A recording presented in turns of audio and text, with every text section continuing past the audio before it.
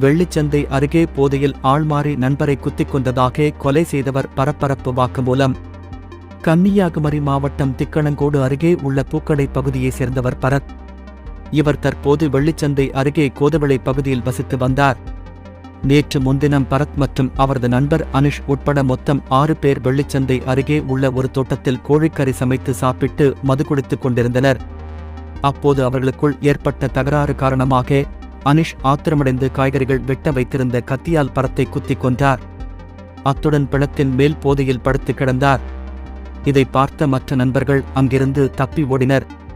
இதுகுறித்து தகவல் அறிந்த போலீசார் சம்பவ இடத்துக்கு வந்து பரத்தின் உடலை கைப்பற்றி ஆசாரிபள்ளம் மருத்துவக் கல்லூரி மருத்துவமனைக்கு அனுப்பி வைத்தனர். பின்னர் போதை தெளிந்த பின் அனுஷிடம் போலீசார் விசாரணை நடத்தினர்.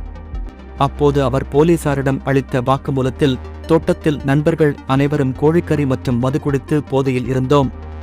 அப்போது எங்களுக்குள் ஏற்பட்ட தகராறில் ஆத்திரம் அடைந்த நான் கத்தியை எடுத்து நண்பர்களில் ஒருவரை குத்த பாய்ந்தேன்.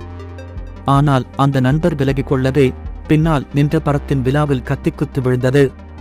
இதில் அவர் பரிதாபமாக இறந்தார். போதையில் இருந்த நான் ஆள்மாறி நண்பனை குத்திக் கொன்று விட்டோமே என்ற குற்ற உணர்ச்சியில் அவரது உடல் மேல் படுத்து கிடந்தேன். இவ்வாறு அவர் போலீசாரிடம் தெரிவித்தார். இதனையடுத்து அனுஷை போலீசார் கைது செய்து இரணியல் கோர்ட்டில் ஆஜர்படுத்தி சிறையில் அடைத்தனர்.